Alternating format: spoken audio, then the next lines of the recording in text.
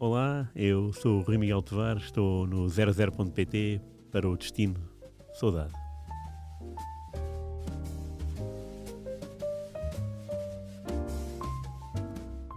Episódio 40 do Destino Saudade, com o grande Rui Miguel Tovar, que hoje vem vestido a preceito para mais um programa com o 00.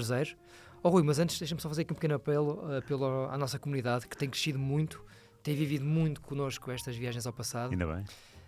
Nós também precisamos deles para crescer no Spotify, portanto sigam-nos no Spotify, sigam-nos também no YouTube, porque o Destino Saudade anda por lá e acho que vale a pena. No fundo, isto faz sentido porque estamos a falar com pessoas que percebem aquilo que nós dizemos É verdade. e que viveram as coisas que nós vivemos. Também.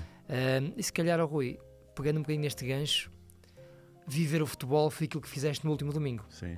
Queres contar a tua aventura dominical? Tudo bem, claro. Bom dia a todos. Bom dia, a ti, Rui. Pedro e ao Zeca. Nosso homem backstage. Foi uma aventura muito interessante pelo futebol comunidade. Évora e Setúbal. Já tínhamos lançado o isco na semana anterior, que poderia acontecer. E felizmente o João Tivério arranjou companheiros dignos de luta e enfrentámos a multidão, porque de facto vimos 2 jogos com muito público para aquilo que é habitual, claro. E para aquilo que é habitual, infelizmente, para a primeira divisão, porque em Évora estavam 2.000 pessoas num estádio, o que é um número bastante aceitável para um campeonato. No caso da Pia Passos Ferreira estavam, acho que era à volta de 400 pessoas. Pronto, aí está tudo dito, não é? Aí está, pronto. Portanto, saíste de Lisboa, de manhãzinha, Manhãzinha, rumaste ao Alentejo, primeiro bairro do Alvito, que é onde mora o João Tivério, não vou dizer o número da porta, coitado, mas depois seguimos caminho, chegámos e enfrentámos uma missão espinhosa, que foi um porco no espeto. Com pão. Já em Évora. Pão com exato. Já em Évora, dentro do estádio. Dentro Dentro de umas instalações ao lado do campo, ao Ok. lado do relvado. Do Campo da Estrela, e este derby assinalava o último derby naquele campo. Nós fizemos um trabalho sobre isso. Eu vi, pelo Diogo Vidal. muito bom, sim. Por acaso Eu li. ele pegou muito bem no tema. Eu li. E eu aprendi algumas coisas que também Também desconhecia. eu. E pude, aliás, pude conversar com o Luís Tirapicos, que era a nossa porta de entrada no estádio, em Évora, que é um historiador mais novo do que nós, mas é uma pessoa igualmente empenhada e, sobretudo, os olhos brilham quando descobre relíquias. E eu tinha ido à hemeroteca na semana anterior, tinha visto uma coisa sobre o Diniz Vital, que é uma figura lendária em Évora, e enviei-lhe por WhatsApp, e a resposta dele, eu parecia que estava a olhar para ele, que ele estava tão espantado com aquela... E aquilo era uma breve, era o Diniz Vital, não tinha lugar no Vitória, no Futebol Clube. Não sei se o titular seria o Mourinho. E então foi emprestado ao Juventude, ele que sempre foi lusitano. E o Luís Tirapicos, esse tal historiador, falava-me de... pronto, ele foi emprestado, porque na cabeça pairava uma traição que é muito comum. Em Évora há muitos jogadores, sobretudo anos 60, 70, 80, que representaram os 2 clubes, porque para aí quando entravam na casa dos 30, os dirigentes de um clube já achavam que eles não tinham pedalada para o futebol, e eles então mudavam de equipa da mesma terra, claro. Exatamente. Mas foi um convívio muito interessante. E depois foi o jogo, chuva intensa, e uma agradável sensação, não da água, mas do guarda-chuva, que era um objeto. Uma imagem icónica dos resumos do domingo Sim. esportivo nos anos 80 e 90, Sim. as bancadas cheias Cheias de guarda-chuvas. guarda-chuvas. Isso foi banido por razões de segurança, mas não para este jogo. Claro. E então, cada vez que começava a chover com mais força, lá se abriu os guarda-chuvas. Foi também emocionante nesse aspecto. Ganhou o Juventude 1-0, ganhou fora e ganhou. Conseguiste perceber se as equipas eram equivalentes naquilo que é qualidade? Neste jogo, mais jogo, do Lusitano, do Juventude? Não, neste jogo o Juventude mostrou-se mais melhor. Mais adulto, e digo mais adulto porque desde cedo na segunda parte ficou reduzido a 10 e não se notou nitidamente. O Lusitano nunca soube criar perigo, nunca soube reagir ao gol sofrido. Portanto, o Juventude, que até estava de atrasado na classificação em relação ao Lusitano. Tinha mesmo de ganhar, não é? Tinha mesmo de ganhar e, de facto, não que tenha feito méritos extraordinários para chegar à vitória, mas quando chegou, estabilizou-se e notou-se que o jogo ia ser assim, sempre. E o Lusitano não soube dar a volta. Depois do jogo, pegar no carro, voltar e, para espanto de uma das pessoas do carro, íamos ao Bonfim. Uma das pessoas jogava com o plano, era só ir a Évora, mas não, era Évora e Bonfim. Foi enganado. Não me digas que foi o Rui Pedro Silva. Não, bem, sendo ele o condutor, era muito difícil. Era a parte mais bonita. Portanto, saem de Évora, tipo que 5h30, mais ou menos? Sim, 5h15. O jogo terá sido 3h30? O jogo foi às 3. 3, portanto acaba às 5, 5h30. Sim, muito rápido estávamos lá. E no Bonfim começava às 7. Às 7. E chegámos ao Bonfim com relativa antecedência, se não me engano, eram 6h30. Foi uma viagem tranquila. Hoje em dia as viagens são rápidas. 6h30, tínhamos os bilhetes na loja do Vitória.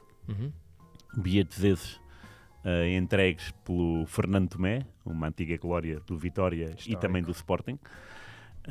E é um homem adorável que deve ter as chaves do Bonfim. É ele que abre o estádio e fecha. Aliás, ele foi delegado ao jogo, neste Vitória 5, Belenenses 2, e de um setúbalense viu-me e ligou, contei a história, bilhetes do Fernando Tomé, ligou para o Fernando Tomé e durante a segunda parte estávamos nós da bancada, o Fernando Tomé a ter no telefone. Muito bom. E falou com o senhor, está aqui o Rui, está aqui em cima e tal, adeus. Durante o jogo. Estava muita gente também, no Bonfim. Não sei quantas pessoas estavam, mas estava muita gente, até do Belenenses. Muitos adeptos do Belenenses. Era um jogo histórico, né? Tu próprio mencionaste isso, 161 jogos entre eles, né? Entre tudo, acho que era esse o número. Mas era à volta disso. Era uma capicua. À volta disso. Eu tenho essa ideia. Um jogo muito interessante, uma primeira parte esmagadora, 4-1. Com 3 golos belíssimos do Vitória. Chamaste-me a atenção, eu fui ver os vídeos e de facto, muito bom. E nós na primeira parte vimos... E o relevado bom? Sim. Fiquei surpreendido. O relevado é novo. O relevado está ótimo. O relevado foi mudado neste verão. Foi a primeira vez que foi mudado em 60 anos. Porque o Bonfim estreou-se há 60 anos. Porque o Bonfim, lá está, não quero ser injusto, mas a minha imagem dos relevados no Bonfim são sempre assim um bocadinho... Mais ou menos, sim. E desta vez estava a ver o resumo. Não, impecável. Está um tapete fantástico. É novo, sim. E pronto, o Belenenses já tinha garantido a qualificação para a próxima fase. Tinha perdido, não é? Fontinhas, não é? Exatamente. E o Vitória fez um jogo muito bom. Descobri, não sabia, que o filho de Pedro Henriques, o lateral esquerdo do Vitória, do Benfica, do Porto... Joga lá? Joga a lateral direito. No Vitória? No Vitória. Desconhecia. E de facto o lado direito foi aquele que eu mais... eu estava nessa faixa. Nós estávamos nessa faixa. E o lateral direito funcionou muito bem. O número 17 foi um perigo constante durante o jogo. Foi ele que assinou as jogadas mais perigosas e chegou ao intervalo com um 4-1 fantástico. Lá está, cheio de golos muito bonitos. E depois, pronto, acabou a aventura. Infelizmente não vi num jogo às 11. Senão ainda ias para... Se houvesse, íamos. Portanto, estás a falar do número 17 do Vitória, que é o senhor Diogo Sequeira. E o filho do Pedro Henriques será o Lourenço Henriques. É, o Lourenço Henriques. Pronto, o Zequinha lá marcou o seu gol da ordem, é o melhor marcador do campeonato. Sempre foi, nesta época, o melhor marcador. E quando saiu foi imensamente aplaudido. Muito, muito mesmo aplaudido. É um homem da casa, é um homem histórico já. Uma adoração homem histórico já. Muito especial. Sim. Lourenço Henriques, filho de Pedro Henriques, tem 18 anos. Jogo muito interessante. Está a fazer a sua primeira época como sénior, já leva 15 jogos e uma assistência. É isso. Para golo. Portanto, Lourenço Henriques, um nome a reter. Filho do Pedro Henriques, que jogou no Porto sem nunca ter jogado no Futebol Clube do Porto. Nem mais, é verdade. Pelo Futebol Clube do Porto. Rui, de Évora para Bonfim, e agora saltamos um bocadinho para norte, claro, até o Estádio do Dragão, porque vai haver um jogo muito importante. Diria que para os dois lados, sim, claro. Mas na perspectiva portuguesa, claro que nos interessa mais falar sobre claro. Aquilo que pode fazer o Porto para corrigir o 1-0 de San Siro. Sim. É um jogo muito interessante. A eliminatória está em aberto, embora a vantagem mínima seja do Inter. Aquele 1-0 foi traiçoeiro, porque até o momento da expulsão notou-se que o Porto controlava a situação. Mas isso também é a maneira é a maneira do futebol italiano ser, não é? É ser controlado.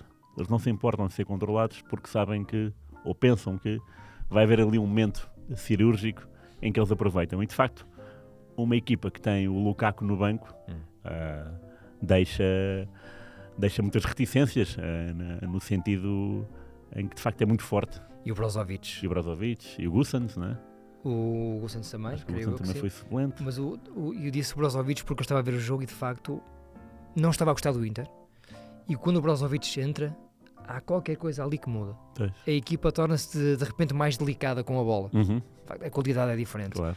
Creio que ele estava com alguns problemas físicos. Sim. Vinha de lesão. Só pode ser.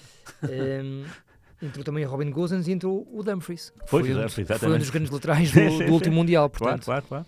E o Porto, com muito respeito, porque entrou naturalmente, mas só para compararmos aqui um bocadinho as opções de cada um dos treinadores, entrou o Wendel, o Gonçalo Borges, que é um menino, e o Evan Nilsson, que tem recuperado e recaído de problemas físicos. Portanto, nada a ver. Não, nada a ver. É uma grande diferença. Agora, não se notou no campo, naquele período até a expulsão do Otávio. Vai ser um jogo muito interessante, porque o Sérgio Conceição, já aqui dissemos algumas vezes, tem queda para clubes italianos, sabe como é que eles pensam, porque jogou lá tanto sempre, tempo. Não passou, Rui? Contra italianos, pelo menos ao serviço do Porto. Eu lembro-me de Juventus, Roma, Lazio e ainda vi a vitória com o Milan na fase de grupos 1-0, Luís Dias. Exatamente. Aquele golo. E depois em Milão... 0-0, diria eu. Acho que foi isso também. O Sérgio Conceição tem queda para isso. Era engraçado que continuasse, porque agora com o Benfica nos quartos de final, mais uma equipa portuguesa era fantástico, não é? Era de sonho até. Mas é uma missão, atenção, uma missão muito, muito perigosa, porque se há país, e não é clube, é país que sabe lidar bem com 1-0, é a Itália. É o italiano, não é? É o futebol italiano. Com esta alteração nas regras que desvaloriza o gol de fora, achas que é melhor para o Porto? Sim, claro. Então. Porque um gol do Inter aqui, óbvio, sim. 2-1 já não dava, não é? Claro, sim. Não, essa regra todos nós lembramos daquele Porto-Barcelona 4 de Juari, que nada valeu. Sim.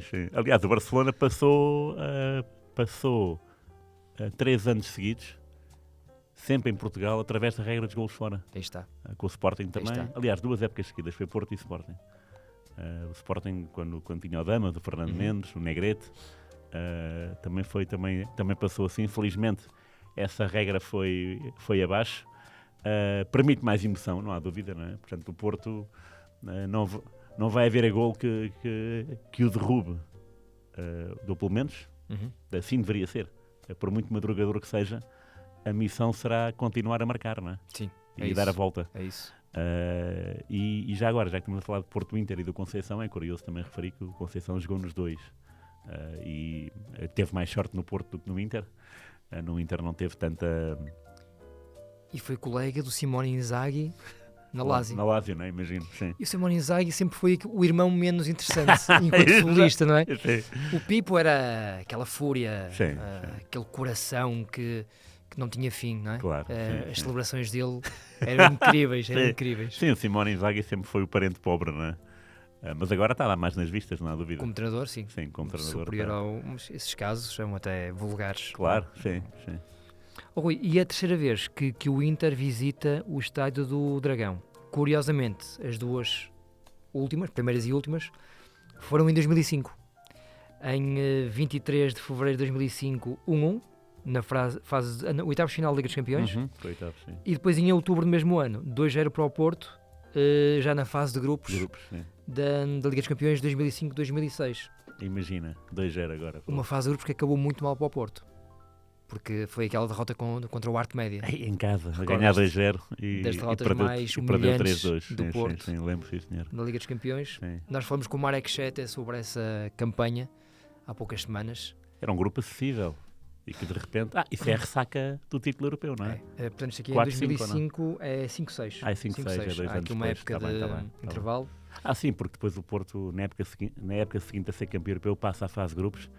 E com até o Vítor Fernandes. Pois, é eliminado pelo Chelsea de Mourinho, não é? Tenho essa ideia. Por acaso já não me recordo, mas... Tenho essa ideia que é eliminado pelo Chelsea. Neste ano, o Porto acaba por não passar, devido a essa derrota em casa contra o Arte Média. Não, espera. Ok. 4-5? Não, 4-5 o Porto é eliminado pelo Inter, lá está. O Porto terminado pelo Inter do Adriano, o hat-trick do Adriano. Que o Hugo Almeida faz aquele golaço no estádio San Siro, que estava interditado, e depois sofre 3 golos e cai nos oitavos de final, exatamente, é mesmo isso. No ano seguinte é que não passa na fase de grupos, sequer. Não, então o Mourinho no Chelsea é fase de grupos 4-5. Ok. Com o Chelsea de Mourinho. O Mourinho reencontra logo o Porto. Logo o Porto, exatamente. Depois de sair, daquela forma está, mais ou menos polémica. Outro elemento, Porto-Inter, né? Mourinho. José Mourinho. Quaresma também. Ricardo Quaresma. Manis, né? Manis também joga nos dois. Portanto, há aqui alguns pontos em comum. Mas é curioso que em todos eles, os jogadores ou treinadores, o Mourinho é um caso especial, lá está, mas dos jogadores, todos eles renderam mais no Porto do que no Inter, né? Conceição, Quaresma e o Manis, claro. Oh, Rui, olhando para aquilo que é a história do Inter, que é aquilo que nós também gostamos de perceber, tenho a sensação que não é um clube fácil. Não é? Um bocadinho... De gerir, dizes. Sim, um bocado complexo também, com uma agitação muito peculiar, problemas internos também recorrentes. Há essa vitória do José Mourinho, de facto, que é histórica, em 2010 também. Exatamente. Sim. Mas não tem sido também um clube assim tão triunfante quanto isso. Não. Até é muito... Ainda bem que falas dessa vitória em 2010, porque o Inter quer dizer, em relação às Juventus, até tem mais que as Juventus, mas tem 3 Ligas de Campeões. A 2010, que foi a última, e depois a penúltima foi em 65, com o Benfica, em casa, 1-0 do brasileiro Jair. Um erro enorme do guarda-redes Costa Pereira numa noite de chuva e lamaçal. Portanto, o Inter entre 65 e 2010 não ganhou nenhuma Taça dos Campeões, entreteve-se foi a ganhar Taça das Taças. Exatamente. Aí tem muitas, não é? Eu estava agora aqui a ver, portanto, o Inter é bicampeão europeu em 64 e 65. Exatamente, é colocar Madrid. E depois 2010, portanto, aqui um interregno muito grande.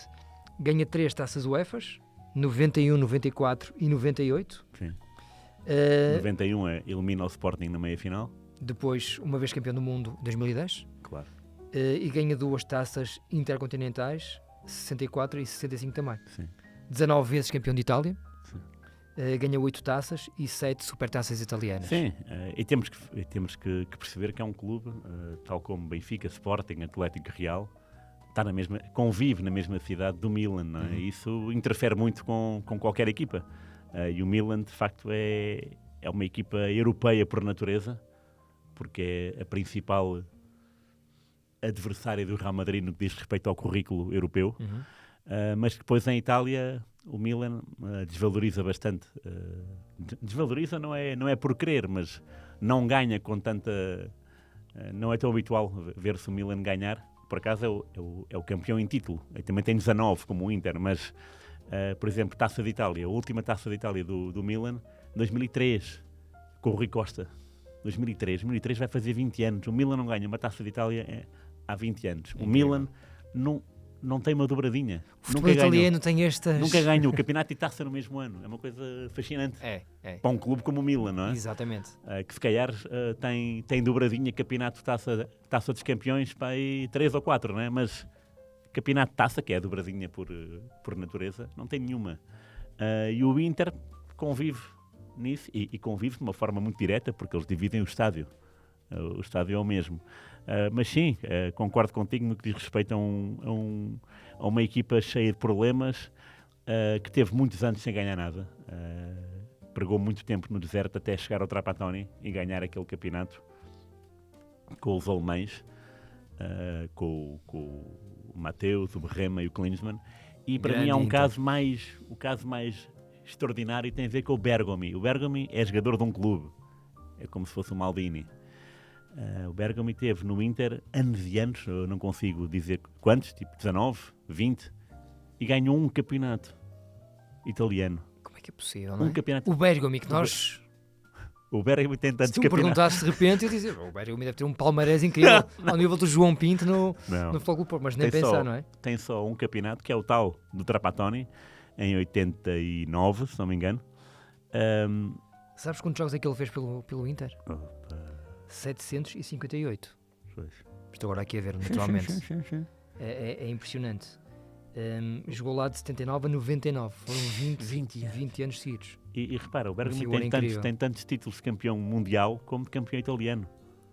E jogou no Inter. Uma coisa é jogar num clube de segunda apanha. Outra é jogar no Inter. Campeão em 89. Pois, 89. Lá está, como estava a dizer muito bem. Sim. Ganhou uma taça também só, 82. Uma super taça, 89. E as três taças UEFA. Que ele deve ter levantadas todas. Depois temos o título mundial por Itália em 82. E tem aqui também alguns troféus individuais, mas de facto é um jogador cuja carreira, à partida, sugeriria mais troféus, não é? Sim. E não. É mesmo amor ao clube. É incrível. É muito... O Bergami é um caso Giuseppe Bergami. É um caso muito especial. Adoro o Bergami. Apanhei uma vez à saída vê lá, numa bomba de gasolina perto do Maracanã, uma navete estava lá parada, uma navete preta, não é? Não sei a que jogo é que fui ver nesse dia, mas era da Taça das Confederações. Itália, não sei, México, não me lembro mesmo. Estou a sair do estádio e de repente vejo pessoas altamente distintas, né? Bem vestidas. O que é aquilo? Fato de corte italiano. Tudo. Inconfundível. Inconfundível. E perto de uma carrinha preta. Então fui lá e estava uma série de jogadores italianos. Um deles era o Bergami, que eu apanhei, e falámos sobre o Brasil, de 82, né? A relação Itália-Brasil. E uma pessoa muito, muito, muito cordial, muito simpática, falou ali. No posto de gasolina, podia dizer que não, porque tinha um contrato com a RAI ou o que fosse. Inventar alguma coisa. E que não podia falar, não. Falou, foram, sei lá, 3 minutos ou 4, no meu italiano macarrónico, mas pronto, eu como conheço o Bergami de cabeça, ele também, digo eu, ele também pode ter ficado espantado. Bom, está aqui um português a perguntar-me coisas sobre a minha carreira, pronto, interessante, não é? Interessante. E falámos sobre o Mundial 82, uma coisa muito breve, tenho que procurar o trabalho, mas é daquelas situações bizarras que nos acontecem a nós, jornalistas. Tropeçamos às vezes na notícia sem... E tu então tens... sem sequer pensar nisso, foi mesmo ali. Mas não te esqueças que há um compromisso quase formal que eu vou fazer o prefácio do teu livro. Não te esqueças. O teu livro de aventuras, não te esqueças disso. Está bem, está certo. Mas o Bergami é de facto uma grande figura. Só para acabar esta parte, Rui. Não vai jogar o Bergami. Não vai jogar. E também não vai jogar o senhor que é o recordista de presenças oficiais pelo Inter. O grande Javier Zanetti. O Zanetti, claro. 858 jogos. Estou agora aqui a ver, com 21 golos. O Bergami 758. No terceiro lugar, um senhor que era ídolo do meu pai, Jacinto Facchetti. O Facchetti, claro. Sim. Jacinto Facchetti. Aliás, o Facchetti foi quem apresentou o Sérgio Conceição no Inter. Estava na mesa com ele, juntamente com os jornalistas. É. Sabes que o meu pai é o sócio número 1 e fundador de um clube aqui, Maiato, chamado Inter de Milheiros Futebol Clube. Não sabias? Que compete agora na primeira divisão distrital. Lembrei-me agora por causa do Facchetti. E a história é muito engraçada, eu conto rapidamente, porque o Inter de Milheiros foi fundado com as cores erradas. O vermelho e preto. Inter, vermelho e preto. Sim. Então porquê? Porque na altura o meu pai não tinha televisão em casa, portanto eu deslocava-se ao café da freguesia para ver futebol com os amigos, no tempo do Facchetti, que era o grande ídolo dele, e na televisão, a preto e branco, aquilo no fundo deixava alguma margem para dúvidas, azul e preto, vermelho e preto, sim. Alguma ignorância também da adolescência naturalmente, e então quando fundaram o Inter de Milheiros, pensaram essencialmente no Facchetti e em equipamentos vermelhos e pretos. E isso foi corrigido há cerca de 10 anos numa Assembleia Geral, porque estava na altura. Não é? Foram para aí 30 anos ou 40 a jogarem o Inter a jogar vermelho e preto. Lindo. Agora está corrigido e joga de azul e preto. Fantástico. Rui, vamos avançar para o nosso Domingo Esportivo? Vamos a isso. Domingo Desportivo.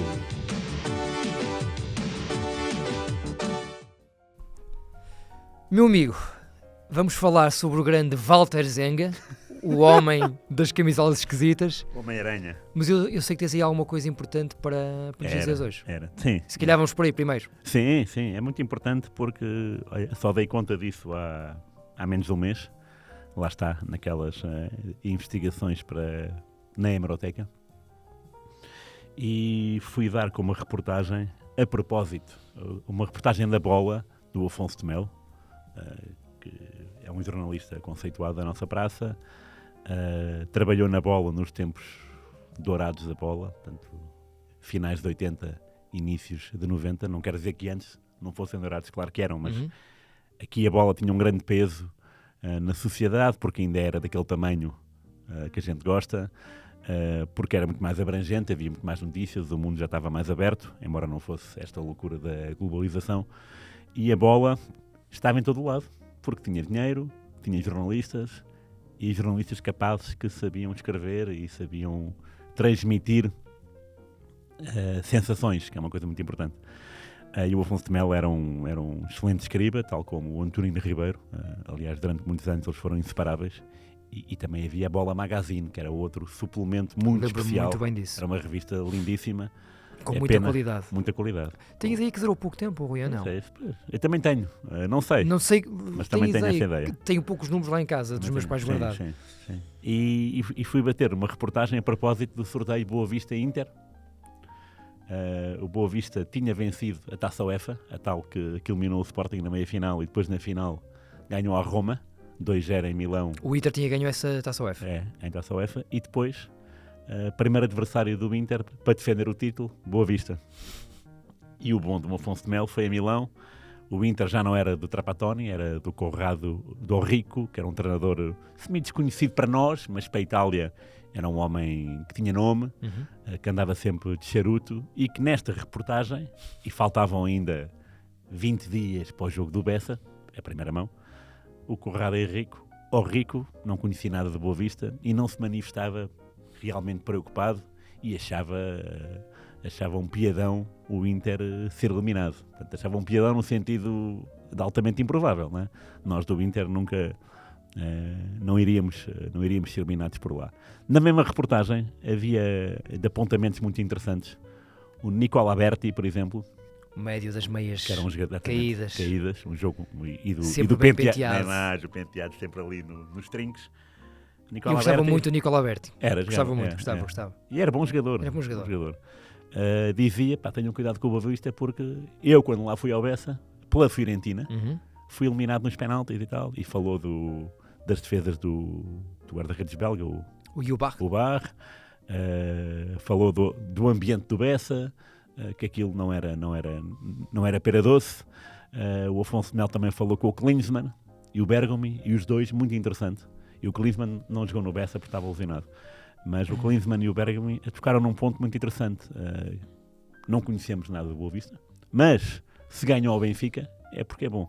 E de facto o Boa Vista tinha começado essa época 1-0 na Luz. O Benfica não perdia em casa não sei, há anos para o campeonato. Foi a primeira jornada do campeonato. É o regresso do Eriksen ao Benfica. 91. Kulkov, Paulo Sousa, e ganhou o Boa Vista 0-1, gol do Casaca. Portanto, era o Boa Vistão do João Vieira Pinto. Do João Vieira Pinto. Era o João Vieira Pinto, mas era o Manuel José. E tinha João Pinto, Coelho, Ricky, Marlon Brandão. Aliás, em Milão jogaram os três e o Ricky no banco. Isso é uma proeza. E no Bessa jogaram Ricky, JVP e Marlon Brandão. Ganharam 2-1. 2-1. Nessa mesma reportagem, lá está, e acentuo o nome Afonso de Melo, e acentuo que foi a 20 dias do jogo, da primeira mão. O Afonso de Melo, e tenho que ler, fala aqui com o Zenga. O Zenga, na altura, era titular da Itália, da seleção, e era líder sindical.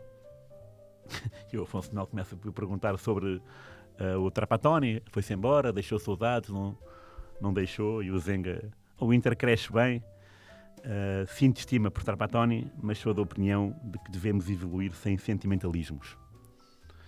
Sem de olhar para trás, e eu, com este novo sistema à zona, já jogo 5 metros mais à frente. Portanto, estava contente. Próxima pergunta. E o Boa Vista, o que é que significa para si? Ele, nada. É um desconhecido.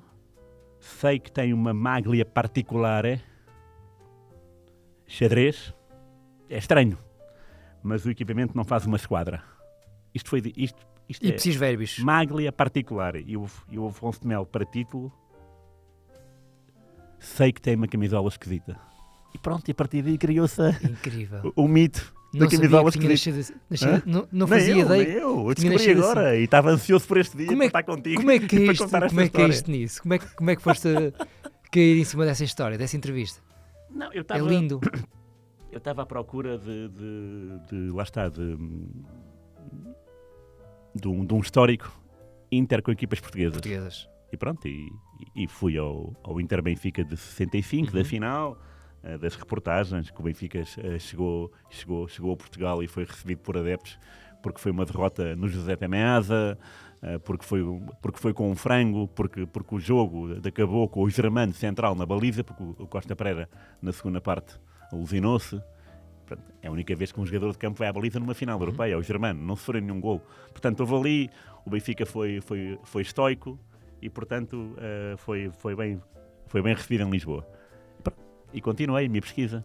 Sporting Inter, o Klinsmann elogiou muito o Venâncio, uma marcação exemplar, Venâncio é um bom Pedro central. Venâncio, fantástico. Trapattoni nada preocupado com os falhanços do Oceano no José Alvalade, porque foram 2 ou 3 bolas que o Oceano teve de golo e falhou na cara do Zenga. E portanto, pronto, e fui folhando.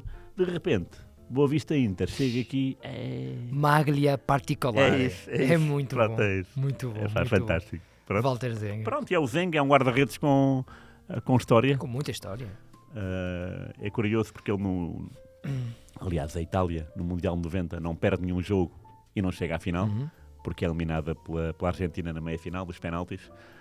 E o Zenga sofre nesse jogo, na meia-final, e foi sempre titular, sofre o primeiro gol na competição, que é um cabeceamento do Cláudio Caniggia, a uma saída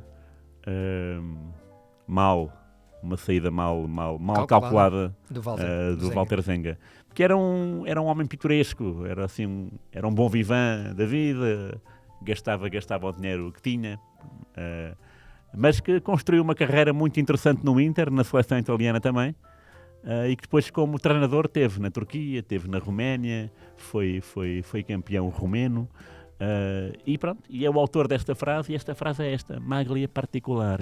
Walter Zenga, que tem hoje 62 anos, um bom vivant, de facto. Acabou a jogar futebol nos Estados Unidos, no New England Revolution. Claro. Fez lá 3 anos ainda. É verdade, sim. Como treinador, o último trabalho que nós temos aqui no 00 registado foi no Cagliari, em 2019-2020. Portanto, ele estará há cerca de 3 anos sem clube, desempregado. O bom vivant Walter Zenga, que tinha como suplente na seleção um bom vivant ainda maior, Stefano Tacconi. Tudo Tacconi, claro. Bigodinho, Aquele cabelo encaracolado, mas com gel. Portanto, sim. grande figura também, grande figura. Rui, muito obrigado. Nada, obrigado eu. Foi uma grande viagem, de Évora para Bonfim e agora até o Dragão e San Siro. Hoje foi um gosto ter connosco o meu amigo de tempos de faculdade, António Valente Cardoso, que veio aqui assistir às nossas gravações. Cuidado técnico, como sempre, José Pedro Afonso, que vai almoçar connosco daqui a bocadinho, portanto está em grande forma. Vai estar em grande forma. Destino de Saudade no Spotify, YouTube e 00. Sempre às quintas-feiras. Rui, claro. um grande abraço. Até para a semana. Até já. Tchau.